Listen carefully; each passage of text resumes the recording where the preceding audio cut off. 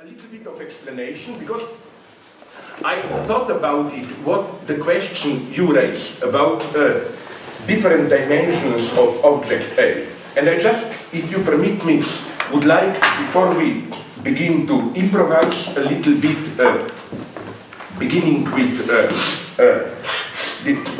you know, it's easy to define what Lacan calls object d'état, object small a, in abstract terms.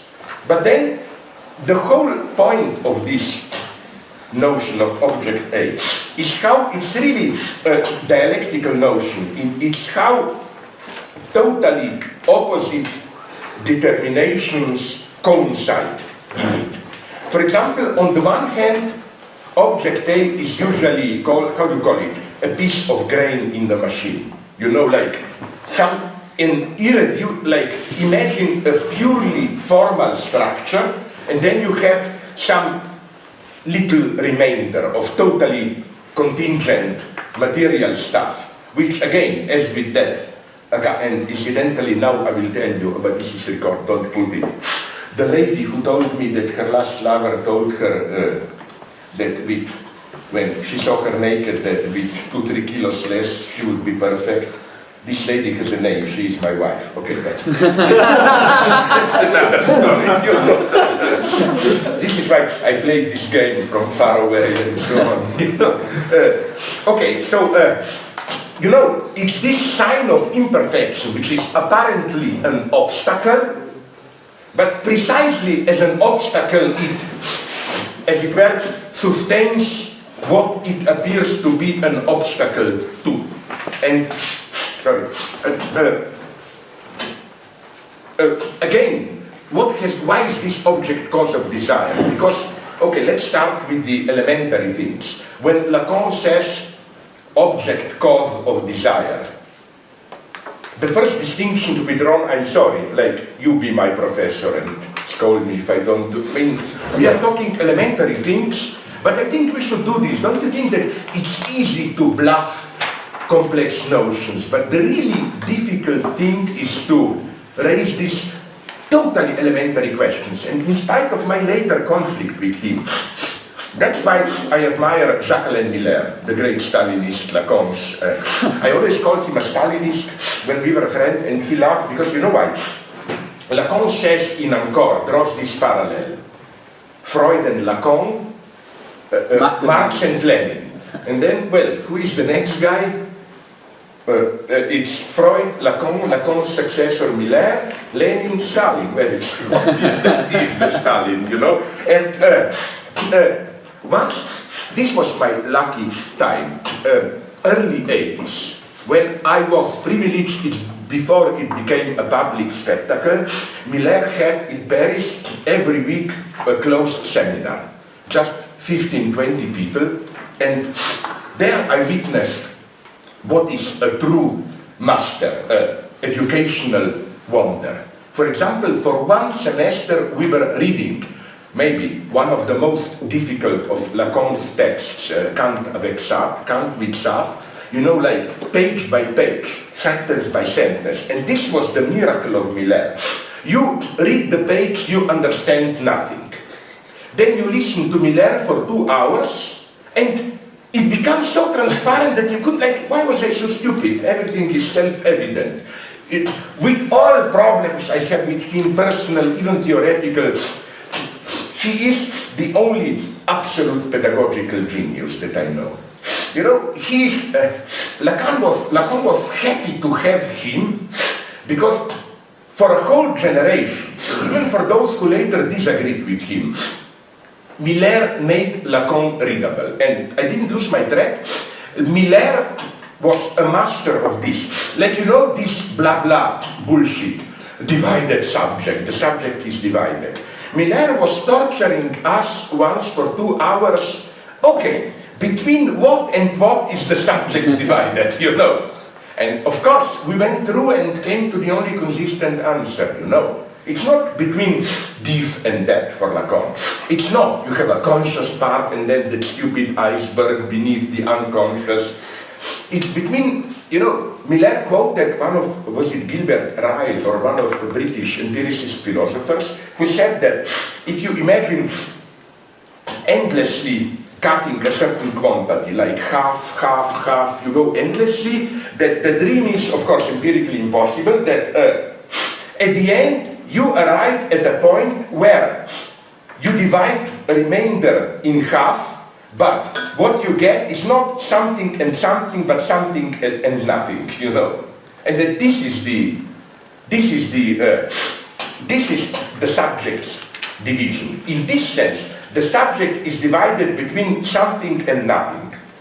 You arrive at the subject when you have a something, a signifier which represents the subject, which stands for nothing, and then here, at the second level, object A enters. Object A fills in this nothing. Now we get here the first ambiguity of object A. On the one hand, it's that piece of dust or whatever, the empirical remainder, which precisely as an obstacle gets your desire in motion. I repeat this old story, I used it, but sorry, I will use it again just to make it clear. I remember when I was younger, they are now half forgotten. There were two model beauties, the German and the American one, Claudia Schiffer and, what's the American one? My God, she started. Cindy Crawford. Cindy, yeah, you see, we from Balkan, we know one of the beauties. And although this would be, maybe Balkan is an object A, because maybe I'm sorry for repeating this joke, when you ask people where is Balkan, like we Slovenes, we are like everyone the usual racist. We say no, we are still Middle Europe. Balkan begins in Croatia. Croat says no, we are the last frontier of Western civilization, Serbia is Balkan. Serb says no, we are Christian. Kosovo, Bosnia, down there is Balkan. So maybe Balkan is and if you go to the end, Greece, they will say, no, we are not, Balkan is up there. So my idea is that the only consistent definition of Balkan is that wherever you are, Balkan is a little bit southeast from where you are, And then, I'm sorry if you know this joke, the point is that it goes also into the other direction. Like for Austrians, we Slovenes are Balkan. For Germans, my God, already Austrians, Austrian Empire, mixture of races, Austria is already Balkan. For Frenchmen, Germany, primitive, Teutonic, wild warriors, Vikings, they are Balkan. And finally for British, and I tend to agree with them, the whole of Europe is Balkan and Brussels bureaucracy is the new Constantinople. So I like this idea. This maybe would be Balkan as objects more but let's go back to my point. On the one hand, yes, Claudia Schiffer and Cindy Crawford. You know that I read years ago, and it was done in Europe, so it's not American patriotism. Some stupid journal asked some men, whom would you prefer as your ideal partner? Cindy Crawford won overwhelmingly. But then it's interesting when they ask men why. And they all mentioned, didn't she have here on her lips a small mole sign? No? They said, this small imperfection makes her human, acceptable. That Claudia Schiffer was too perfect, this makes her cold, distance, and so on and so on. It was a nice detail, no? Okay. Can I give you, I cannot resist vulgarities. Another example, yesterday evening, you remember when I explained how even these most spontaneous outbursts of swearing orgies are, there you find culture at its purest. They are ritual, symbolically structured.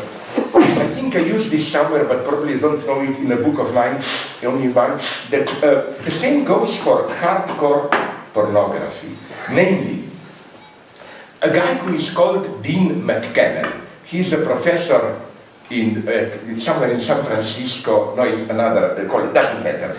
I know him because he is the husband of Juliet Flower McKenna, an old Lacanian from San Francisco Bay Area, and he told me he's a crazy guy, more crazy than me, if you don't believe me.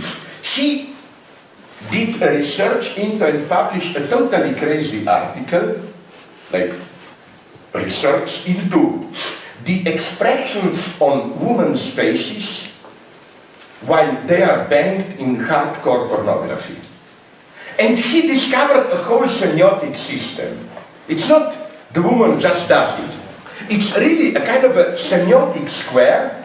And then he spoke with people who produce hardcore and learned that this is totally, they have names for it, producer, and it's just the woman, do this expression, do that expression. The four expressions are, you really can make these four elements of Lacanian discourse into it. The most obvious one is that, I'm sorry, I cannot do it, but it's that, how should I call it, simply the trance, you know, okay, I cannot do it, but like, you are overwhelmed, ecstatic. The second one, now things get interesting. The second one is this is almost my favorite one to watch, is a kind of a instrumental control, you know, lips tight, like I'm in the middle of a hard work, you know, like you make an effort, I'm in the middle of business, hard work. The third one, that's interesting. The third one is boredom. And many men find this attractive. A woman is chewing gum, look, fuck it, do it, I don't care, you know, it's ignorance. And there's some truth in it. For a woman to be truly fatal, there must be some indifference in her. Which is why I was told by my Russian friends, it's, you know, their great soprano. Now, got, okay, we politically incorrect, a little bit too chubby. Anna Netrebko, if you know anything about opera, you must know her, beautiful dark hair. She was, but you know, we Slavs know. Netrebko, trebat means needed. It's wonderful, a fatal woman and her name is Netrebko, fuck off, I don't need you, no? Like this indifferent ignorance. And so this is then the third position, and the fourth position, the most provocative one, is, it's also codified. Woman looks into the man with this mocking smile. Is this all you can do, or whatever, you know? And it's wonderful, it's totally codified, you know, and they have, like, I mean, but on the other hand, it's better that you don't, because I was told by this guy and some others, if you witness shooting of a hardcore movie, it's such a totally depressing experience, you know. A French guy, Sibony, but not Daniel, another one, did a year or two ago from my friends at Cahiers du Cinéma, I got a copy, a documentary with the title Il n'y a pas de rapport sexuel even, there is no sexual relationship. It's done like this. The director contacted a hardcore producer and made a deal. They are shooting a hardcore movie. He, this documentarist, will just stay behind and shoot the entire scene, you know. I must tell you, I have it, I even thought of bringing it to you, but I don't want to be arrested here for whatever this reason. It's the most depressing film I've seen. You know, because first you see how the actors are waiting, you know, the guy to get a hard-on is desperately masturbating, the woman is calling her daughter, or, you know, on phone, baby, don't be worried, I will be soon home, and so on. And then, you know, you see all this depressing background, and all this, how it's totally faked, you know, like, they do just the faces where you don't see penetration. So of course there is no penetration, just the woman is doing this, or what. I mean, it's a totally depressing thing. So I really think, I'm not kidding, when you are nymphomaniac too much, I think there should be a clinic for nymphomaniacs where they just would be obliged to watch how hardcore pornography is shot and so on. It kills desire to the end. Okay, but so I come to this one, sorry, let's go on. So, object A. On the one hand, it's this empirical sign of imperfection.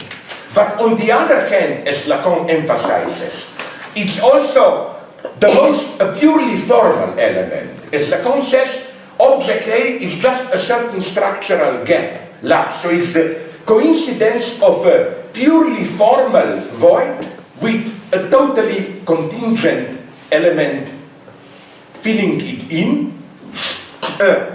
This is why I wonder if you agree, it's a risk. Because you know this Lacanian definition between, desire and drive. Desire is endlessly metonymic. It's the experience of always non-satisfied. You know, the formula of desire is ce n'est pas ça. It's not that. Like whatever you get, it's just a secondary substitute. In drive, the definition of drive is precisely c'est ça.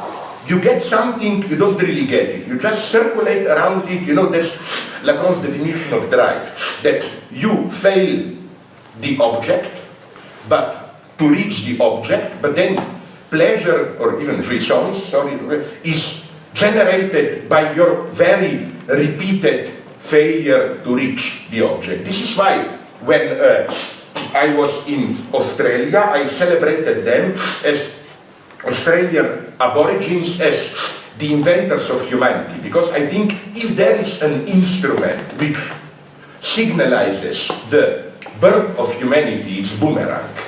You know, officially you use it to hit, but the whole point is to, you miss it, it comes back to you, you do it again, and effectively people who know how to do it told me there that, it's very dangerous to use boomerang, because the greatest art is that you are not to catch it when it comes back to you. So again, this is why Alenka, the other girl here, she developed this nicely of how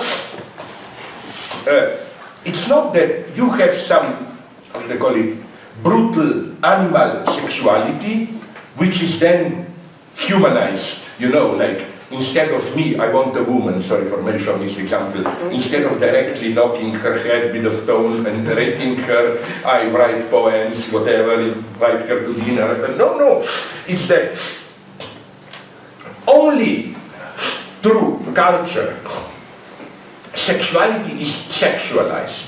What animals do is not human sexuality, but it's just some purely neutral activity. It's basically paradise, because as St. Augustine makes it clear already, there was sex in paradise, but it was Augustine's metaphor.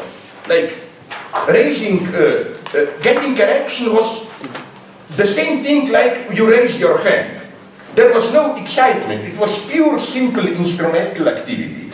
And Lacan's idea is that this very structure of self-sabotage, you fail to do it, you are never sure, you repeat it, sexualizes the situation.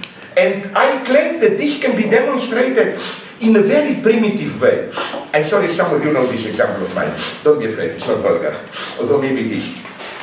Imagine one of you ladies, I shake your hand. And I do something which is not in any way obscene. I just, we shake hands, then instead of dropping hands, I just go on rhythmically. I shake your hand again, I shake your hand again. Admitted that you would have said, what's this guy up? It would get dirty in a way. The very repetition would minimally sexualize it, no? So I wonder if you agree. I claim, because Lacan at the same time claims that object small a is object cause of desire, while in drive it's also the drive circulates around. Why are you doing this? What is this? I feel like it's that stupid sign and shape. Are you crazy? If I were to run this university, I would also make this circulate, but the point would have been, if you didn't miss my talk at least once, you are out.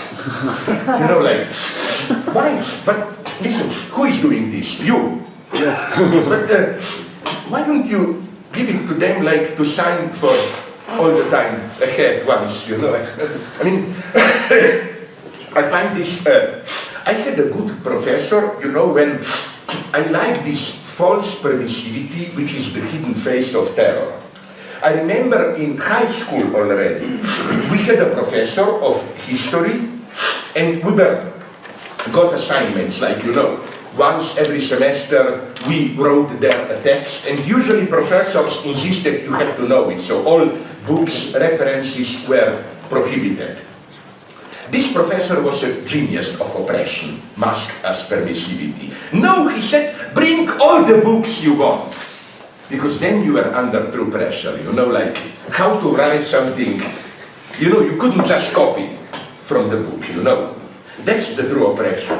But maybe you know this story, I'm sorry if you do.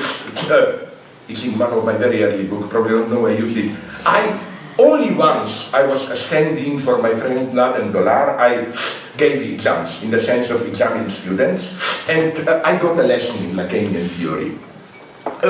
I did succeed in terrorizing them by excessive permissivity, but I was beaten in the game. I loved it. The idea is, you know, when you have these standard exams, you know, the professor asks you a certain question. Isn't it part of a ritual that the student plays, oh my God, just this question, like anything else, but the question that you get is always treated as a bad surprise, you know, like, oh, the weak point. So to fight this, I told students, fuck you. You ask yourself any question you want, and you answer it. The effect was, it was total terror. They were terrified, because they had no excuse. You couldn't have said, oh sorry, I didn't. Fuck you, you have chosen the question. But I was beaten. You know how? By a couple of students, they did something absolutely ingenious. They asked themselves a question, and they treated it as a bad surprise. Oh, this, oh my God, my God. You know, in a totally non-psychological way. Once the question was raised by themselves, they treated it as a bad surprise, and so on, you know. I was beaten. This is what, you asked me, some of you, about ideology, no? You know what is ideology and its underside? I'm sorry if you know this story.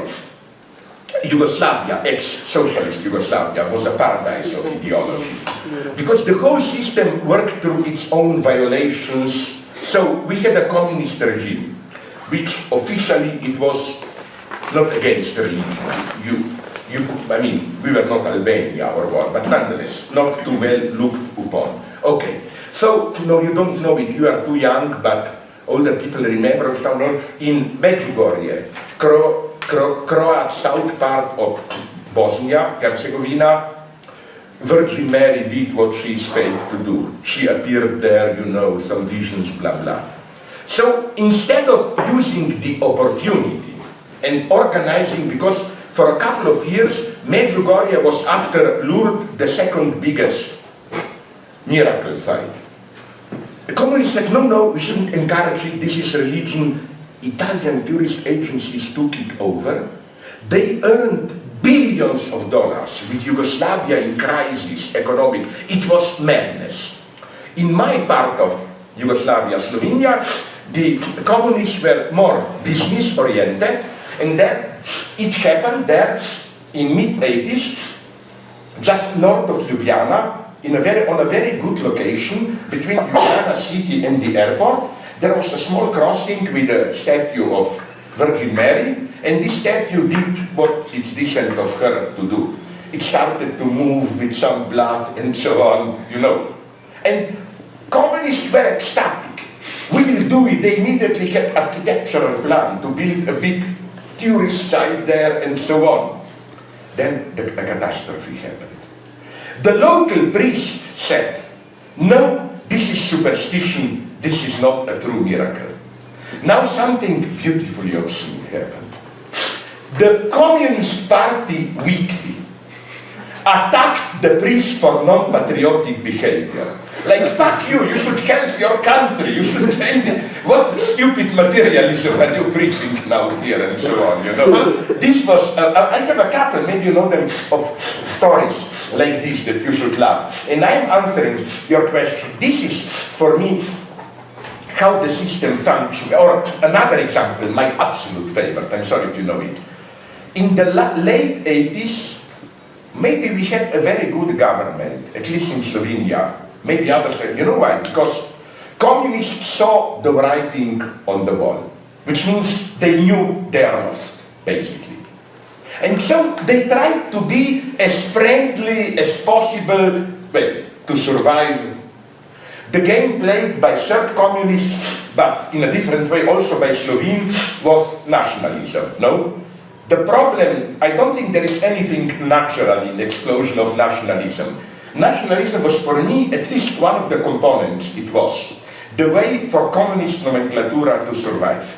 It was to present itself as the protector of local Serb, Croat, Slovene, whatever, national interests. So communists were desperate to please people. And they did everything. I remember in Ljubljana, 86, gay homosexuals established their society.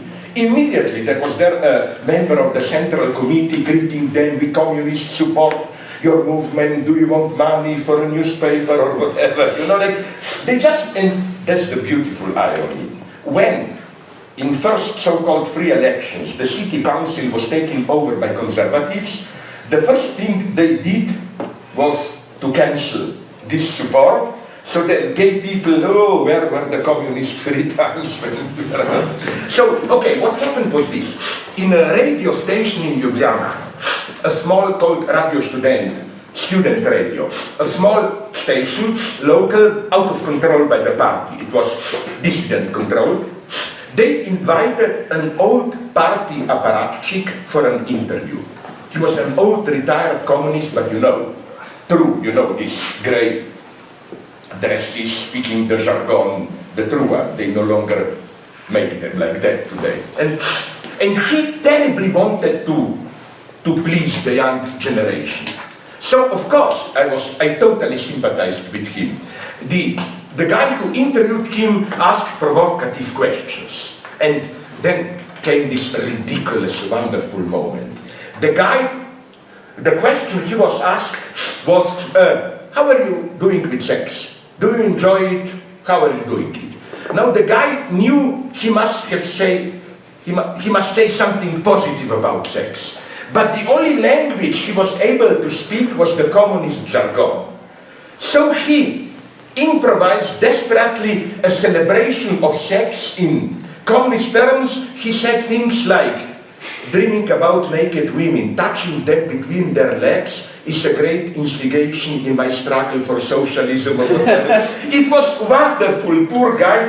You know, this totally obscene, how shall I put it, mixture of different discourses, no?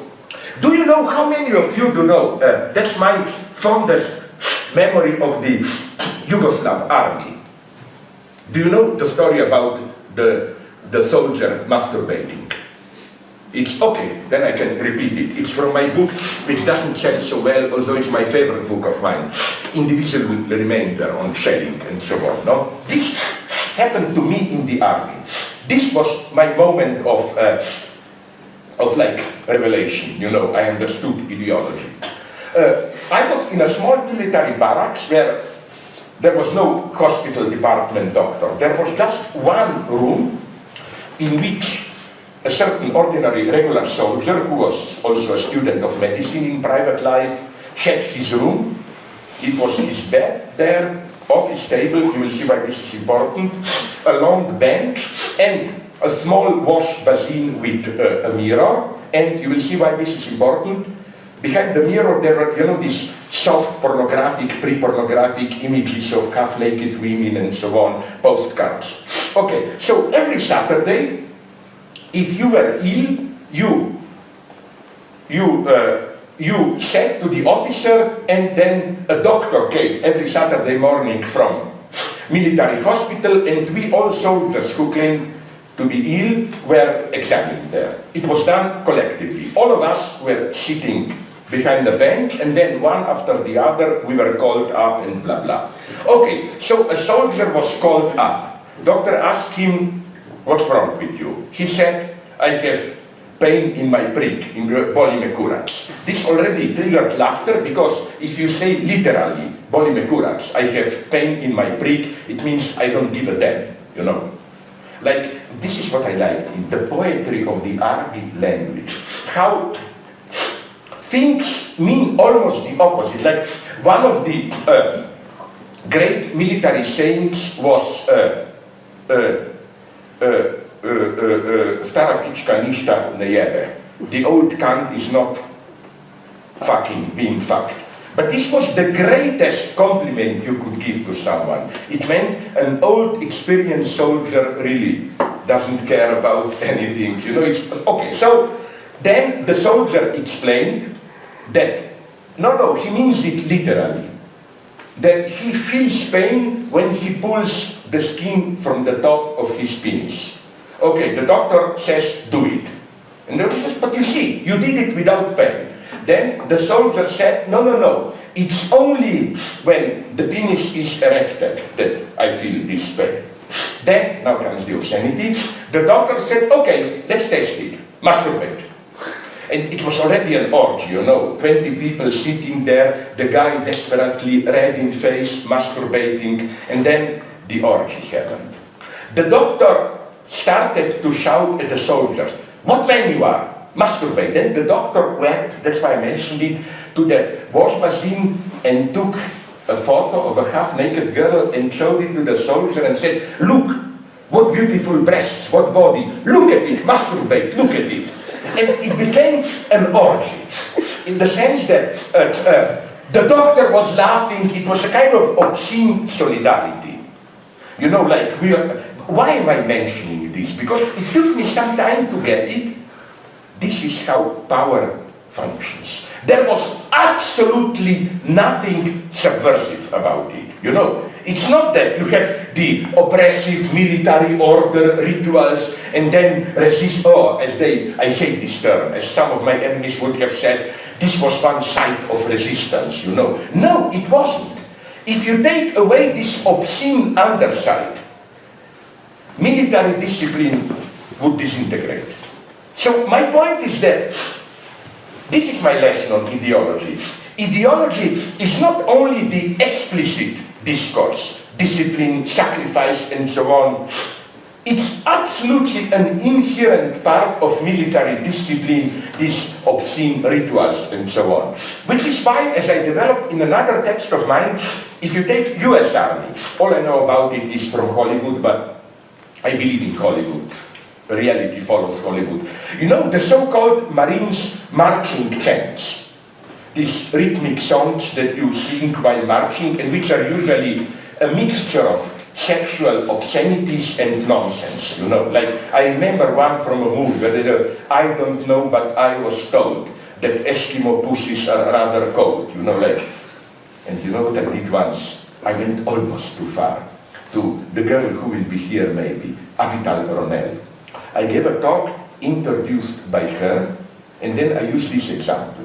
And then she was a little bit shocked and told the part, oh, it was strange, that song of yours. You know, when there is an opportunity for making a further bad taste remark, I cannot resist it, no? So I said, oh, Avital, so you want to hear another version? And immediately, I don't know, but I was taught that Avital's pussy is rather hot, you know. She didn't throw me out. But maybe even I, then afterwards, I thought, and then again, I went through the standard Judith Butler ritual, apologizing, you know, and she gave me the same treatment. Slavoj, we know, basically her message was, we all know you are totally crazy, so you don't need to apologize. No? But what I wanted to say is that, now I'm serious, this is the key lesson, what I already improvised also yesterday. An ideology is not only what it says, it's also the complex network of even solicited transgressions, you know. Like in the army, I remember this, there were things which were prohibited, but they were things which you were expected to violate. If you didn't do it, you were an idiot. And this is, I've written a lot about it, maybe some of you know the line. This is for me the thing, I mentioned it yesterday evening, worth studying. When you have a language or any community, rules of a community, it's never just you have rules. For theoretical reasons which can be nicely explained through the logic of non-all by Lacan and so on, you never have just rules. You always have, let's call them naively, meta-rules, which tell you how to treat rules. Which rules you are supposed even to violate and in what way. And things here get interesting, because you have two types of these unwritten rules. On the one hand, the usual type, rules which, for example, in the army, they told us, don't get drunk. If on Saturday and Sunday evening you were not drunk, you were considered an idiot. Not only an idiot, but even non-patriotic. You know, like, you are not a true comrade. You don't fraternize and so on. You know, this is a nice example of how drinking was prohibited, which strictly meant you have to do it to prove that you are really one of us, a soldier. So what interests me is, on the one hand, these rules which you are expected to violate, and a much more interesting phenomenon, on the other hand, you were allowed, solicited even to do something, but you were expected not to use that opportunity. You know, like, I don't know, there was a nice example, and I'm not dreaming, I am trying to answer you Stasi guy, yes, sorry, your question. You know, this is the life of ideology for me. For example, in the army, what fascinated me in the Yugoslav army is how openly it played this game of unwritten rules and so on. We had in the mornings military education, simply 1 hour, second hour. One morning, the first hour was about political education. Quite on a chance, it was a miraculous coincidence that on that day, the officer was teaching us this international Red Cross, whatever rules, you know, do you know, maybe you know this, that there is a rule of warfare that you are not allowed to shoot a parachuter while he is still in the air.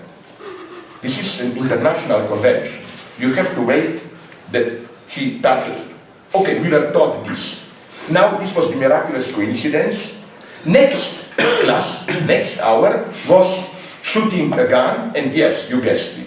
The topic was how do you hit a parachuter in the air? You know, because you have to take into account the movement, how the wind, and so on. And then I was a total idiot that I am. I asked the officer, but sorry sir, 1 hour ago you were teaching us now this, isn't there a contradiction here?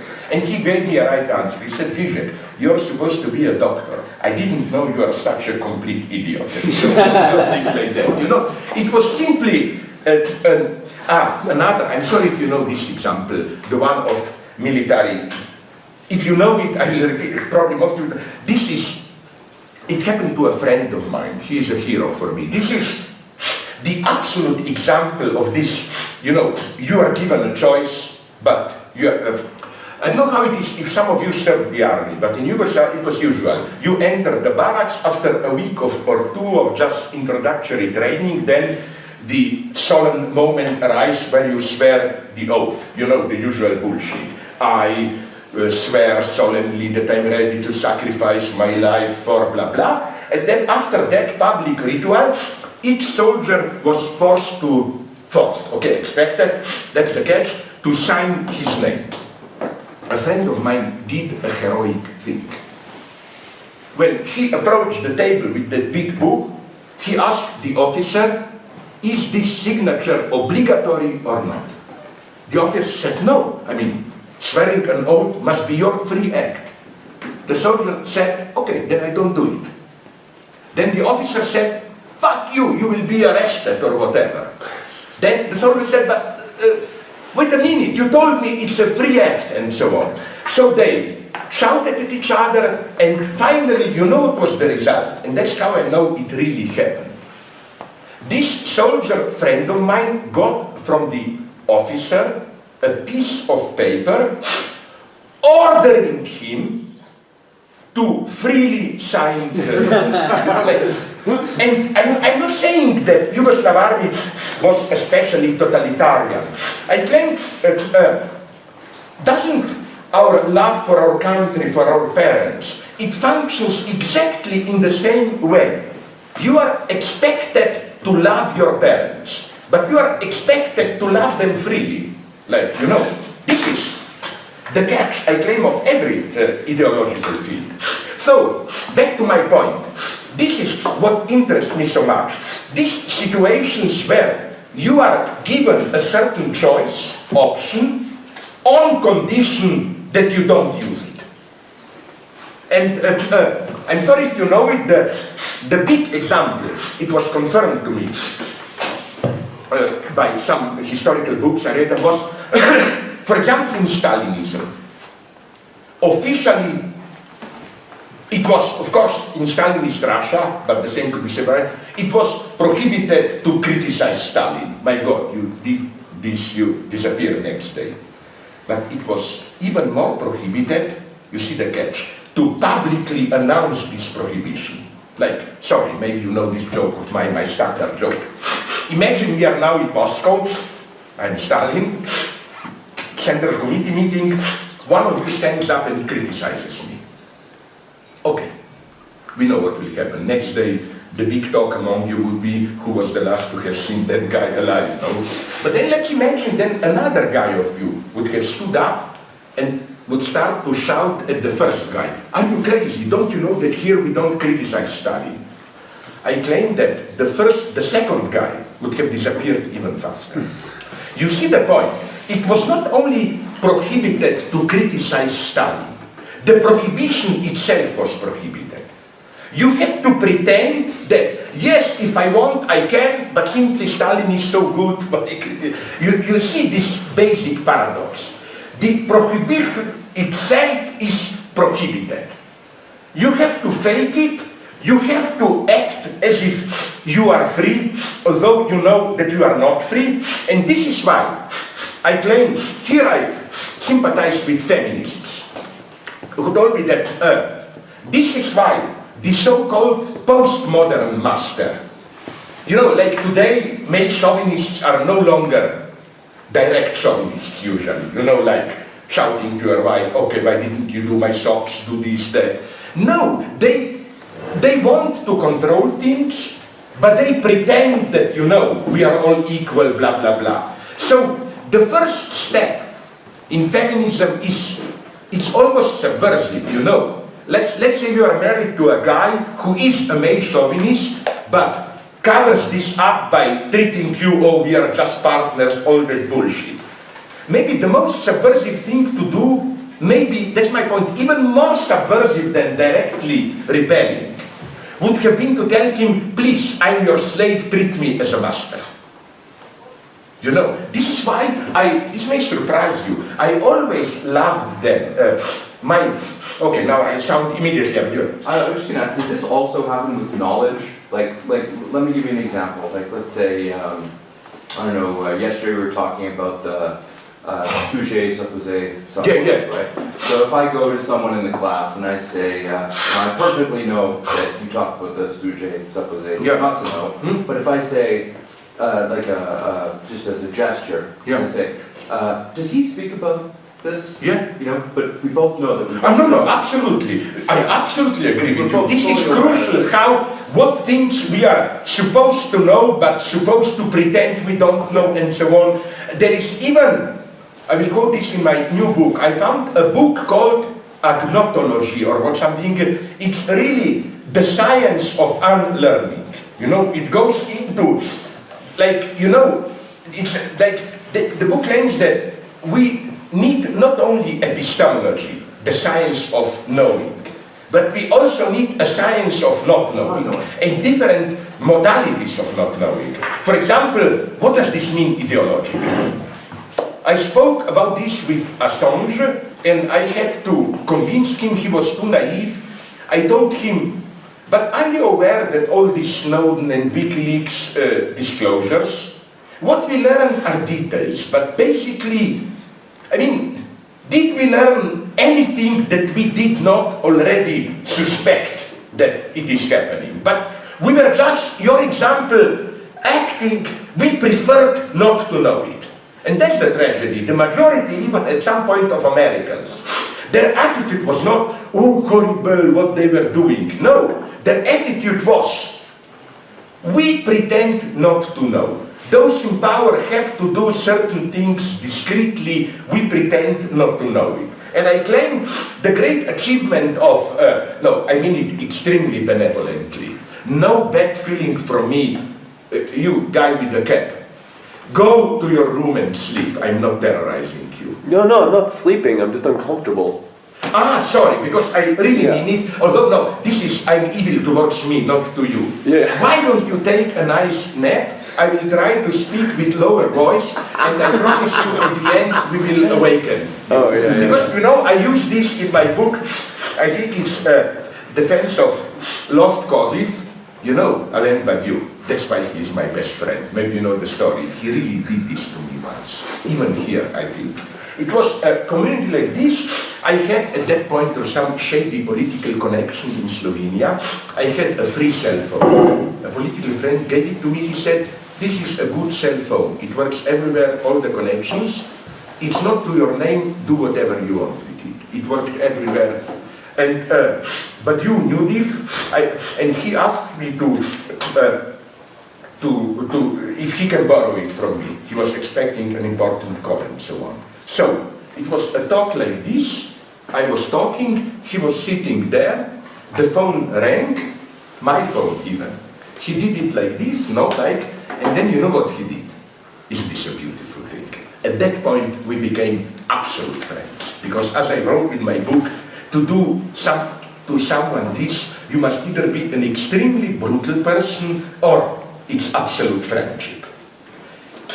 While I was talking, he interrupted me while I was talking and said, Slavoj, I have to talk on the phone, could you please talk a little bit lower? I mean, if there is a definition of absolute friendship, this is it, no? Sorry, but, so, I'm sorry, don't take it. I just, again, these chairs are just uncomfortable. Yeah, I cannot, how can I put it, whenever I see, you know, in Slovenia, there is almost a saying about me that when in any social situation, there is a slightly chance opening for making a tasteless remark or whatever, I will do it.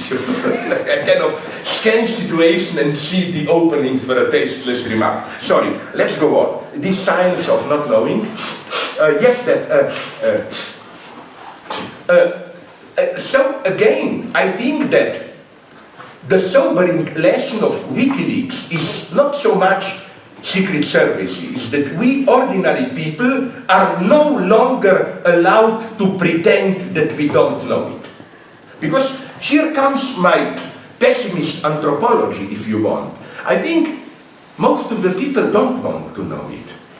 You have to, Lacan made some nice things, when Lacan ferociously opposes this notion of Wissenstritt, that there is ingrained deep in us some drive to know. No, Lacan, basically, when you come to truly dramatic points, we don't want to know it.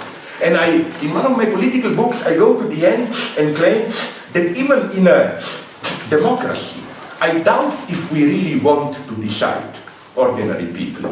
We want to maintain the appearance that we decide. But we want to be given a clear choice, you know, like a master should tell us what we should choose freely. When we don't get a clear injunction what to choose, it's panic. It's usually real democracy. By this I mean where people really don't get a clear injunction and have to choose, is usually experienced as a crisis of democracy. You know, so in this sense, I totally agree with you. There is a whole series types of not knowing. It's things that you really don't know. Then there are things that you don't know, there are then things which are simply prohibited. You should not know them. But then there are things that you have to know, but pretend not to know, and so on and so on. No? And yes, it would be nice to do science, as it were, a science of this. So let's go back to ideology. This is what fascinates me, you know. This moment, this much more interesting than the solicitation, than the prohibition which really solicits you to do it, or the standard example in patriarchal societies. Father tells you don't mess with girls. Everyone knows the message between the line is do it but discreetly, and so on and so on. And I'm not sure I use this example in my event book. I hope you don't know it. You know, at this level I quite liked, although it's a stupid movie, my tastes are very low, but to some of you I told you, but you know, I'm a friend of Alain Badiou, so I have no shame here. You know which movies, he knows this, that I'm spreading this rumor, and secretly he loves it. You know what type of movies Alain Badiou liked? Did you see Bridges of the Madison County? Like, I don't think you can fall any lower. Then of Titanic, it's a mega movie for him. And then, you know, when he speaks about courage, decision, here I agree with him. He likes these big catastrophe movies or good westerns and so on, you know. Why not? I have a fondness for some of old classical westerns. Okay, but let's go on. So, these types of, the prohibition, solicitation, and so on. Did you see another of these lowest movies? It was distributed, released, I think, around 2 years ago. A modest American movie which was a surprise hit, Project X. You know, in a small town, a high school kid who is a nerd wants to become popular, so he wants to organize a party, and he puts it on the web. Come to my place.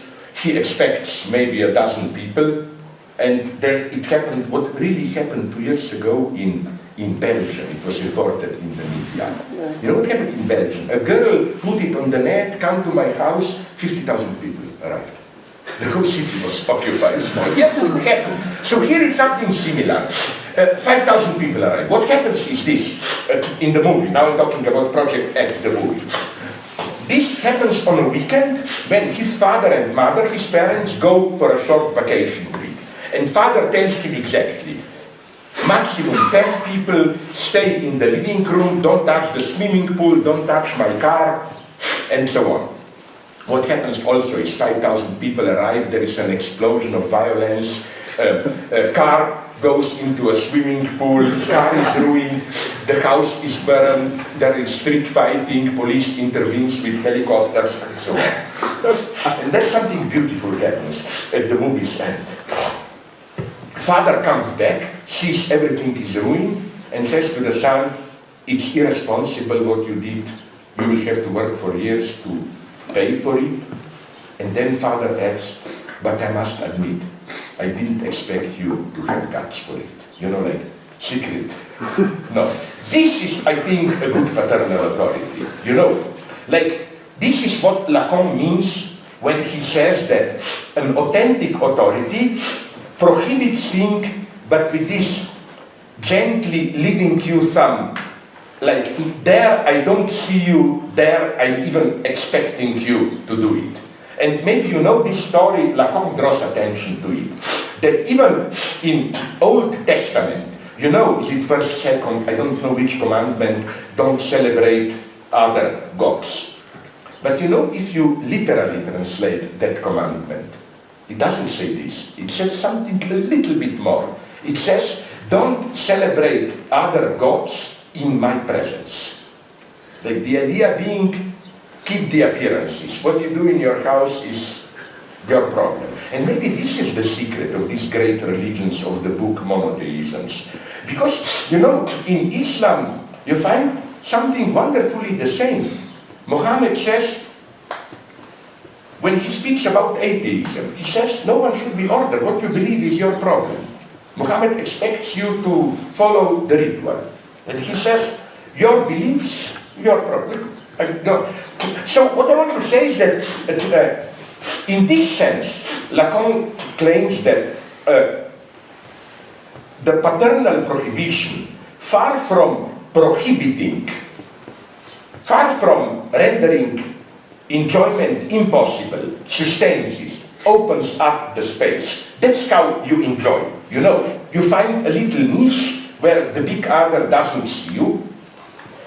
And now you will say, what about if we have a truly totalitarian master who doesn't allow for this niche? No, the totalitarian master is even the opposite, I claim. It's the one who, it's not that he totally controls you, but he precisely wants actively to promote and regulate your pleasure. I'm sorry if you know another anecdote of mine, which I always use. Imagine you are a small boy or girl, it's Sunday afternoon, your father orders you to visit the grandfather. You hate it. The old patriarchal father would have done something wonderful. He would have tell you, I don't care how you feel, just do your duty, behave nicely there. That's perfect. There will be no problems. You would hate your father secretly, which is very good, you will blah blah. But then if you get a modern permissive father, nightmare enters. What he would have told you is something like, you know how much your grandmother loves you, but nonetheless, I want you to decide freely and to visit her only if you really want to. Every kid, and children are not stupid, knows that beneath the appearance of choice, you have a much stronger injunction. The injunction is not you have to visit your grandmother, but you have to freely visit her. You have to want to visit her. This is the formula of totalitarianism. You know, where, again, it's not just, this is why I like conservatism, which is just fuck off, I don't care what you think, obey it. You know, and this is why Lacan has this formula of regulating enjoyment and all the stuff. And I think this is maybe the basic formula of, if this term has any meaning, totalitarianism. For example, a Stalinist regime is not simply telling its subjects, whatever you mean, you have to follow our orders. No, it's telling you, we know better than you what you really want. You know? But okay, that's another story. Let's go on. So this imbalance interests me. How again, ideology, or in United States Army, it's not only those marching chants, it's all those rituals, how to call them, fragging or whatever, you know. There is no military community without some dirty, obscene, usually sexualized rituals. And I think it's crucial to see how those moments are it. May I use another example? Maybe some of you know it, but it makes the point so clear. I'm sorry if you know it. You know Casablanca. Every civilized person should know it. You know that mysterious scene 2/3 into the film when Ingrid Bergman comes to Humphrey Bogart's Ricky's flat and asks for those mysterious visas for Portugal, whatever, exit visas. And, okay, they first struggle, I mean shout, then they embrace, and you have a fade out for 2 or 3.5 seconds. You see the tower of the Casablanca airport, then after 3.5 seconds we move back, and you see the two of them continuing the conversation. Now, the big question is the obvious one. What do those 3.5 seconds stand for, narratively? Does it mean they did it, that it's just a condensed version for they had sex? Or it's just that the same conversation goes on? And a guy who hates my type of theory, but it's not stupid, a British cinema theorist, Richard Maltby, did a wonderful analysis of it where he demonstrates that the movie does something ingenious. He gives you clearly contradictory signal in both directions. On the one hand, you get clear signals that they did it, because you know, classical Hollywood was totally codified. Like, sex was prohibited, but you had ways to signal it. And it would be extremely interesting to compare Soviet censorship and Hollywood censorship in late 1930s. I wonder which one was more controlled. For example, you know that in classical Hollywood, homosexuality was prohibited, even to mention it. But you know what was the code? You can check it up in some classical noir films. If somebody mentions about the guy, oh, you use perfume, what is a perfume? This means you are gay. Or another, even more comical thing, prostitution was prohibited directly. So the code word was, that woman is from New Orleans, don't ask me why. It means she's a prostitute. So in the same way, when a couple is embracing, kissing, and you have a fade out, it means sex. Especially if afterwards they smoke, you see them smoking. Because the basic dogma of Hollywood is that great human wisdom, which is the second and the third most enjoyable thing in the world, the drink before and the cigarette after. You know? So again, then there are, so it's this codification, the fade out, and some other elements give a clear signal they did it. At the same time, they are fully dressed. The same conversation seems to go on. They did not do it. And this is the perfect functioning of ideology. It is as if, imagine yourself observed by an ethical each other, the film treats you as a divided subject. We will give you arguments so that you can pretend I'm just watching an innocent movie, nothing goes on. At the same time, we open up the space for all the dirty fantasies, what they were doing. And you know, there is a guy, I forgot his name, who wrote a short story called As Time Goes By, which doesn't work, but it's a wonderful idea. It's a short story about this scene. It begins with Ingrid Bergman going up, then, and at the end, but in between, you have 15 pages of absolute hardcore pornography, you know. And the beauty is that it gives an obscene twist to the best-known Humphrey Bogart phrases, you know, like, you know, here's to you, kid. You know, in this version, he puts his penis out and says, here's to you, kid, and puts his penis into her. So what I'm saying is that, if you make it explicit in this way, I'm opposed to it. I think things get ruined. But again, as Maltby makes it clear in his analysis, you see, this is my point.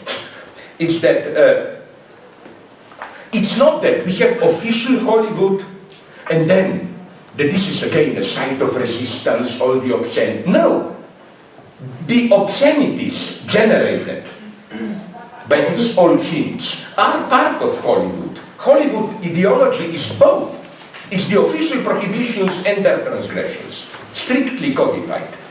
And Maltby quotes some wonderful dialogues of Joseph Breen, who was the boss of Hayes' office, with some directors, where director was saying, oh, here we have a romantic encounter, and Joseph Breen, the censor, asked them, listen, tell me what happened, did they fuck or not? If they did, I will tell you how to signal it, and so on, you know.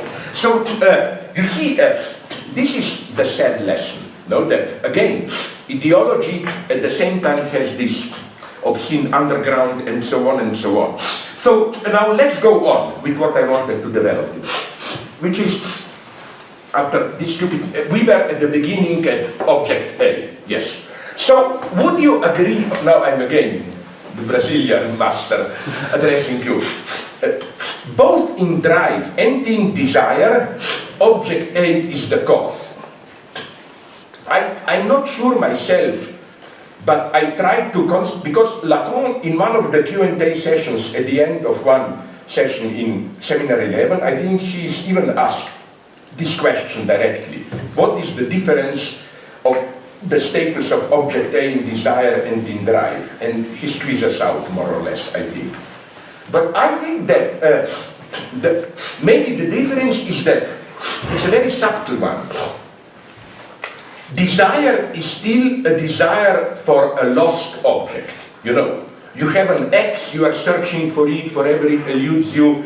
While in drive, the object is directly lost as such. You know, it doesn't have this endlessly running after. You directly enjoy the loss as such. So now, to elaborate this, I think we should do this. I will send you all these texts. It's more interesting, I think, if we do this.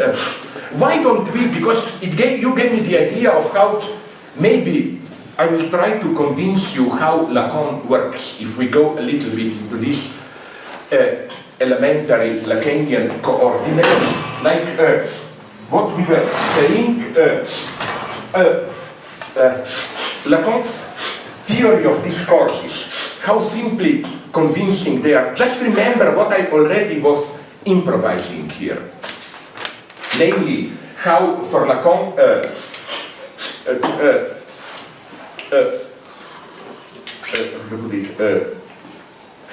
the lost object is primordially the subject itself. The lost object is not, oh, I don't know what I want. The lost object is what am I for the others. And I think this provides, you know, Lacan, his first discourse is the so-called master's discourse. And it's very, easy. A subject is represented by some signifier, name, whatever, I don't want to go into it. Then you address the other, but there is something which eludes this, which causes the failure, or this failure is the product. Like the object is that which, the excess, what is in, as they usually put it, what is in me more than myself. Like this is the remainder. Like, as they say, je ne sais quoi, that's what's in me more than myself or that. This is the elementary structure. But from this, you know, if you just move things a little bit, precisely this enigma, like I played the game of representation, I am represented, but the enigma remains. Remainder is produced. Like, but what am I? This is the cause of historicization. And if you want to study ideology, I claim that that's the greatness of Lacan, that I think we should read what Lacan calls hysterical discourse as precisely resisting interpellation. Because as Lacan himself says, the basic hysterical question is what for an object I am. Like, okay, it's very annoying, this is the only moment that I do hate women, you know, this eternal question. Why do you love me? You know, like, give me the reasons and so on, you know. This is the hysterical question. So, you see, you are represented, like, I am a teacher, unfortunately, for you, my students. But fuck it, it doesn't really function. And it's very nicely done how here you have the fantasy structure. Like, I am represented by a signifier, I have a symbolic identity and so on. Something eludes it and fantasy fills in this gap. Okay, but let's go on. So this hystericizes me. So we move it, it works so nicely, then we get the hysterical discourse. If you understood this, you understand this here as a divided subject. What am I, split between signifier? I don't know what I am, so I am addressing a question to the master to give me knowledge, to tell me what I am as the object. You see how beautifully it works, you know, like a woman, and you, my master, you say you love me, tell me, give me knowledge, what an object I am, what do you love me? This is the only point where I really hate women. Okay, then you have another version where knowledge is here the product, which is why Lacan is far from, you should remember this, far from dismissing hysteria. That's another topic. One of the unfortunate things of the 68 revolution, sexual, was, and even Deleuze is not totally innocent here, was elevating perversion, and dismissing hysteria, like, you know, hysterics are confused, they don't know what they want, they subvert the master, but they want the master, while perverts go to the end. No, Freud is totally opposed to this. Freud always emphasized, and Lacan repeats it, that a pervert always perfectly fits relations of domination. Every oppressive regime has a place for perverts. The truly subversive position is not that of a pervert, but is that of new knowledge is produced only by hysterical discourse. And incidentally, this is even a nice proto-feminist point, because, you know, the subject par excellence, hysterical subject, is the feminine subject, which means something pretty radical. People usually don't get it, that for Lacan, not only is the subject not secretly masculine, no, the subject at its most elementary is feminine subject. Subjectivity is in itself feminine.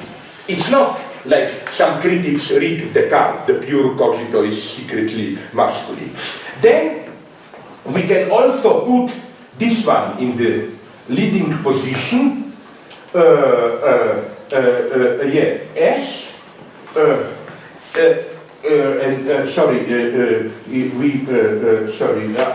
yes, like this, and no, it's the opposite. Sorry, no, I'm not doing the, sorry, on S2, sorry, it's the opposite here, yes. This is university discourse, which is not a discourse of real productive knowledge, but it's the discourse of true power, because really productive knowledge is hysterical knowledge. It can also be explained. Like, let's say you are addressed by a hysterical subject. Here, object A would be the not yet symbolized remainder, let's say the object of pedagogical process, not yet subject. Pedagogical process is a knowledge addressing that excess and making it into a subject. The beauty is, what does this master here mean? It can be wonderfully explained that, as Lacan puts it, the trick of the university discourse is that it pretends to be, it's just neutral knowledge, but it's really master, or to put it in fashionable terms, it has a normative dimension. If you want a mega example, is today's economic experts, they proclaim, austerity and so on, it's just our economic knowledge. No, this is typical today's discourse of authority. It doesn't directly act as a master, it pretends to be, we are just experts and so on, but there is a master hidden here. And okay, not to lose time, to keep the tensions, I will say that I will, on purpose, okay, but nonetheless, let's do it then. Okay, maybe I should do it. Then, the last one, of course, we get the discourse of the analyst. The analyst, as a concept, precisely, you should not assume a clear symbolic identity. Analysts speak from this position of the enigmatic remainder, addressing the patient, hysterical patient, and here you have literally the supposed knowledge. Analyst, the exercise supposed to know, and what does it mean that master signifier is produced? This, as Miller developed nicely, production here does not mean the final result, but it's more the excess, the remainder. Think about what we are talking about. Types of knowledge which only function insofar as they remain unspoken. The result of the analysis is that it brings out, and in this sense, disinvests, as it were, the master signifier which defines your identity, and so on and so on. Here, okay, it was very wildly improvised what I did here, but I hope I gave you one idea of how all these Lacanian schemes, they may appear simply, but fuck it, they work. And what is so wonderful is that they then allow so many different readings, and now I will say something evil, but evil in a very friendly way, about my good friend Alain Badiou. When he uses these drawings, Matins, I don't think they function in this perfect way. He just writes it down, you know. He said, subject, object, and write it, S-O, but my God, it doesn't have this, how to put it, this wealth of, of generating. These are really noble points around which you can generate so many meanings and so on. This is why, going back to the point that you started, this is why I think it's not only object A, it's all Lacanian terms that have this wealth of, the question is always the different levels of how you can read them. For example, I wrote this in one of my old books, if you have the triad real, what is Lacanian real? Again, you have at least 3 dimensions. First, you must be very careful about which Lacan you speak, because the real for early Lacan, it's usually just external reality. But then once you get the real, it has at least, again, 3 levels, and my reading is that the very triad of real, symbolic, imaginary is reflected into the real.